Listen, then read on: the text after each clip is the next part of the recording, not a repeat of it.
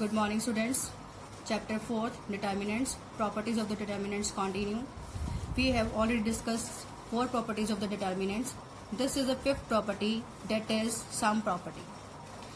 What is sum property? If each element of a row or column of a determinant is expressed as a sum of 2 or more terms, then the determinant can be expressed as a sum of 2 or more determinants. जैसे कि आपको example से ज़्यादा clear होगा. क्या कह रहा है वो? डिटर्मिनेंट ए है मान लो मेरे पास, a1 plus alpha 1 in first row, a2 plus alpha 2 in the second entry in the first row, a3 plus alpha 3 third entry in the first row, as b1 b2 b3 is the second row, c1 c2 c3 is the third row. अब आप यहाँ देख सकते हैं कि यहाँ पे क्या है, r1 के अंदर जो एंट्रीज हैं वो a1 plus alpha 1, a2 plus alpha 2, a3 plus alpha 3 की फॉर्म में है. वही उसने कहा है ना कि if each element of a row और column of a determinant is expressed as the sum of 2 और मोर टर्म्स. तो यहाँ पे क्या है, हमारे पास टर्म्स एडिड हैं, 2 टर्म्स एडिड हैं हमारे पास. ठीक है, तो हम इस डिटर्मिनेंट को, ये वाला जो डिटर्मिनेंट ए मैंने एज्यूम किया है, इसको मैं क्या करूँगी, न्यू डिटर्मिनेंट्स की फॉर्म में एक्सप्रेस कर सकती हूँ. How?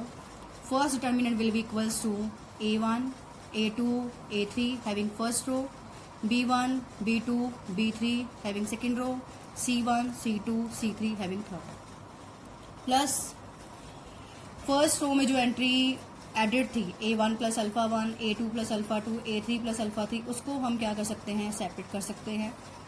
So second determinant is equals to alpha 1 alpha 2 alpha 3 having first row, b1 b2 b3 having second row, c1 c2 c3 having third row.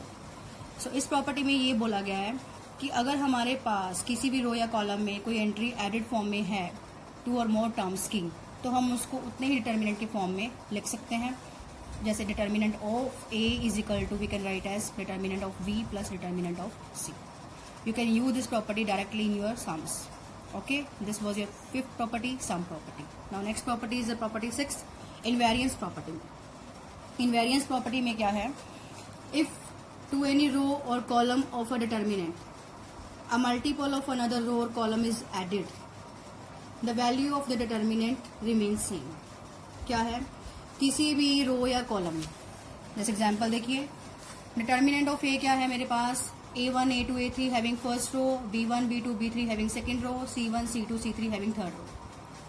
As per the property अगर मैं new determinant लूँ हमारे पास, तो क्या है, मैंने क्या किया है, a1 में थर्ड रो, a1 जैसे हमने क्या लिखा, a1 प्लस के c1, a2 प्लस के c2, a3 plus k c3, मतलब मैंने क्या किया है यहाँ पे r1 changing into r1 plus के r3.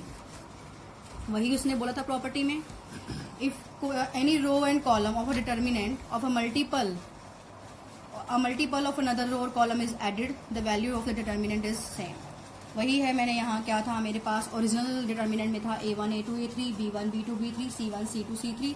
न्यू में मैंने क्या किया, फर्स्ट रो के अंदर थर्ड रो को k से मल्टीप्लाई करके उसमें ऐड कर दिया. तो मेरे पास आया a1 प्लस के c1, a2 प्लस के c2, a3 plus k c3. Row 2 is same, row 3 is same. So हम इसको एक्सप्रेस कर सकते हैं by the last property that we have done now recently, sum property. First row we can do it separate, a1 a2 a3 b1 b2 b3 c1 c2 c3. ठीक, that is your determinant first plus determinant second, kc1 plus kc2 plus kc1 kc2 और kc3 is your first row in the second determinant, b1 b2 b3 is the second row in your second determinant, c1 c2 c3 is the third row in second determinant. So हमने क्या किया, इस determinant को break कर दिया 2 determinants की form में, जो मैंने अभी सम प्रॉपर्टी में आपको बताया था. ठीक, अब क्या है, इसको हम सेम ही रखेंगे फर्स्ट डिटर्मिनेंट को. सेकेंड डिटर्मिनेंट में मैंने क्या किया, determinant is equals to that a1 a2 a3 having first row, b1 b2 b3 second row, c1 c2 c3 third row. Plus scalar property में हमने किया था कि अगर किसी डिटर्मिनेंट में क्या है, हमारे पास कोई भी रो या कॉलम किसी चीज़ का मल्टीपल है, ठीक है, कोई स्केलर से मल्टीपल है किसी चीज़ में, स्टेटेड कोई कांस्टेंट से मल्टीपल है, कोई स्केलर से मल्टीपल है, तो डिटर्मिनेंट की वैल्यू भी क्या होती है, उतने ही मल्टीपल हो जाती है. तो यहाँ पे क्या आएगा, प्लस के determinant second, that's having first row c1 c2 c3 B1, B2, B3 and C1, C2, C3. Now you can see that in second determinant we have row 1 and row 3 are identical. By repetition property जो हमने last lecture में कर ली है, row 1 and row 3 are identical. By repetition property में क्या था, अगर कोई भी डिटर्मिनेंट के अंदर डिटर्मिनेंट में 2 रो या 2 कॉलम सेम हो तो उसका आंसर 0 ही आएगा. तो ये 0 है. या यूं कह दो कि कोई भी अगर हमारे पास मैट्रिक्स है उसकी 2 रो या 2 कॉलम सेम है तो उसके डिटर्मिनेंट वैल्यू 0 ही होगी. तो इसका आंसर 0 आएगा. इसको सॉल्व करके भी देख सकते हैं आप.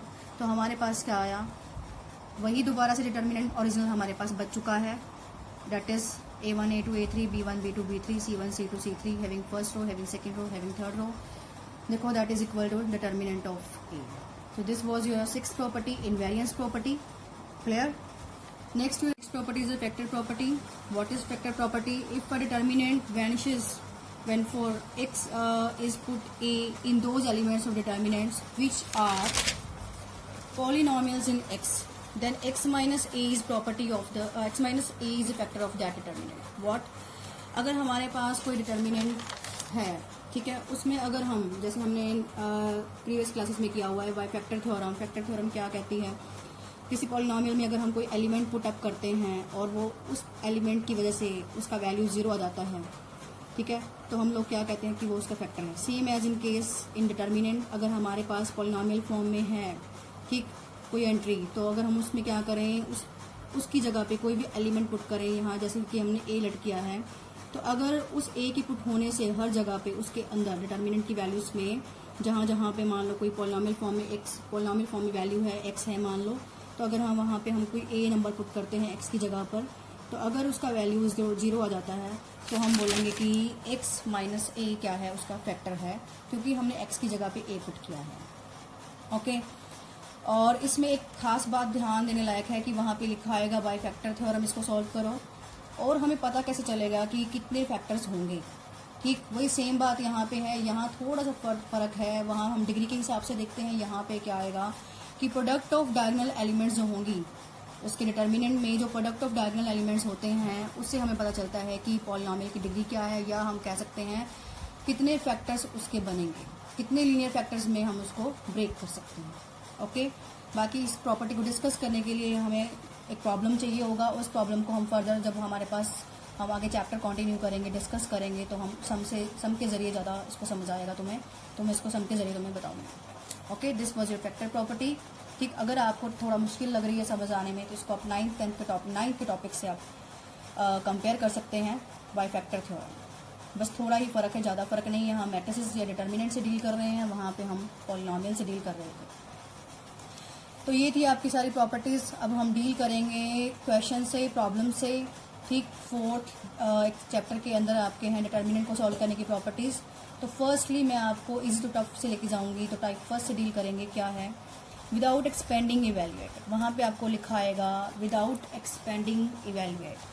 विदाउट एक्सपेंडिंग इवेल्युएट का मतलब है कि हम लोगों ने इसको डायरेक्टली सॉल्व करना है, इसका डिटर्मिनेंट नहीं सॉल्व करना. कहने का मतलब है इसको एक्सपेंड नहीं करना. ठीक, जस्ट आपने क्या करना है, प्रॉपर्टी से इसको सॉल्व करना है. डिटर्मिनेंट कहने का मतलब जैसे मैंने आपको 2/2 और 3/3 का मेथड सिखाया था, वैसे नहीं सॉल्व करेंगे हम इसको.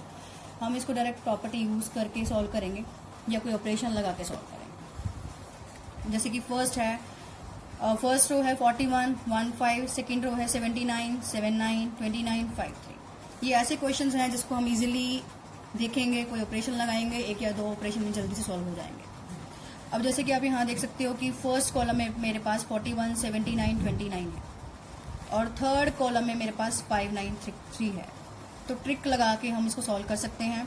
मैंने क्या लगाया, C1 changing into C1 plus क्या किया मैंने यहाँ पे KC3 में लिख दिया -8C3. ये हम लगा चुके हैं ऑपरेशन पहले भी. क्या, C1 CI changing into CI plus KCJ, वही बात होगी.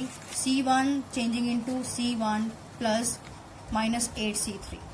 ये मैंने ब्रैकेट्स में क्लोज कर दिया क्योंकि यहाँ पे प्लस और यहाँ पे माइनस है. ठीक, जब हम इस ऑपरेशन को सॉल्व करेंगे तो हमारे पास क्या आएगा, 41 प्लस -8 इंटू 5, यानी कि 41 - 40.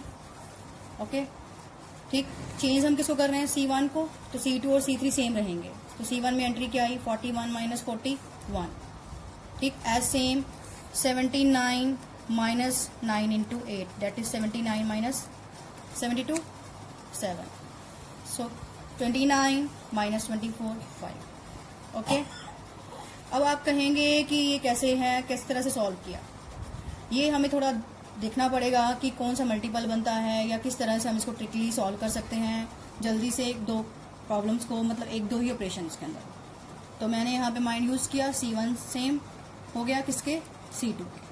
तो आप देख सकते हैं C1 and C2 are identical, तो रेपिटेशन प्रॉपर्टी से क्या हुआ, डायरेक्टली हम लिख सकते हैं 0। यहाँ आप लिख सकते हैं using repetition property having C1 and C2 are identical, so that's why answer will be 0। तो इस तरह की आपकी टाइप फर्स्ट आएंगी जहां आपको लिखा होगा विदाउट एक्सपेंडिंग इवेल्युएट, या लिखा होगा it will vanish without expanding solve it, या फिर without expanding show that it will vanish. Your next question is the same type, without expanding evaluate. अब एक और क्वेश्चन हम डिस्कस कर रहे हैं उस टाइप का। इसमें क्या है, फर्स्ट रो है x plus y, y plus z, z plus x. Second row है z x y. Third row क्या है 1 1 1। वही सेम बात अगर हम ध्यान से देखें तो क्या है, यहाँ पे x प्लस वाई है, यहाँ पे z है, यहाँ y प्लस जेड है, यहाँ x है, और यहाँ z प्लस एक्स है, यहाँ y है। तो अगर हम इन दोनों को ऐड कर दें और इसको R1 में लिख दें, मतलब मैं क्या कहना चाह रही हूँ कि ऑपरेशन ये अप्लाई करें, R1 changing into R1 plus R2। वही करना ना कि यूजिंग प्रॉपर्टी ऑफ डिटर्मिनेंट्स हम ऑपरेशन तो अप्लाई कर सकते हैं, पर हमने यहाँ पे डायरेक्ट सॉल्व नहीं करना डिटर्मिनेंट की हेल्प से, प्रॉपर्टी यूज करेंगे और सॉल्व करेंगे। तो R1 changing into R1 plus R2। Okay, तो R1 में क्या चेंज आया, x plus y plus z, ठीक है, x plus y plus z, y plus z plus x, z plus x plus y. क्योंकि R1 क्या था, x प्लस वाई, इसमें जेड ऐड हो गया, y plus z, x add हो गया, थर्ड एंट्री में z plus x, y add हो गया। तो अब आप देख सकते हैं कि फर्स्ट रो में तीनों एंट्री सेम है। Okay, x plus y plus z, y plus z plus x, z plus x plus y, all the 3 entries are same. तो you can take the common x plus y plus z from the R1। ले सकते हैं हम किसी भी R1 या R2 या R3 में से कॉमन, या C1 या C2 में या C3 में से कॉमन। तो हमारे पास क्या आया, x plus y plus z common आ गया। तो डिटर्मिनेंट के अंदर हमारे पास रो 1 क्या हुई 1 1 1, सेकेंड रो हुई z x y, third row हुई 1 1 1। तो you can see same R1 and R3 are same. तो by repetition property R1 and R3 are identical. तो डायरेक्टली लिखो यहाँ पे डिटर्मिनेंट की वैल्यू 0। ओके, जो फर्स्ट क्वेश्चन हमने डिस्कस किया है वो भी मैंने यही किया है कि विदाउट एक्सपेंडिंग इवेल्युएट, मतलब यहाँ लिखा नहीं कि वैनिश है, पर एक्चुअली वो वैनिश हो रहा है, सेम एज यहाँ इस क्वेश्चन में। तो इस तरह की बहुत सारी प्रॉब्लम्स हैं। अब इसके बाद ये आपकी फर्स्ट टाइप थी, अब मैं नेक्स्ट लेक्चर में आपको सेकेंड टाइप डिस्कस करूँगी। इस तरह के प्रॉब्लम्स आप अपने सॉल्व कर लेना। अगर आपको प्रॉब्लम चाहिए तो मैं आपको सेंड कर दूँगी। Thank you all, thank you.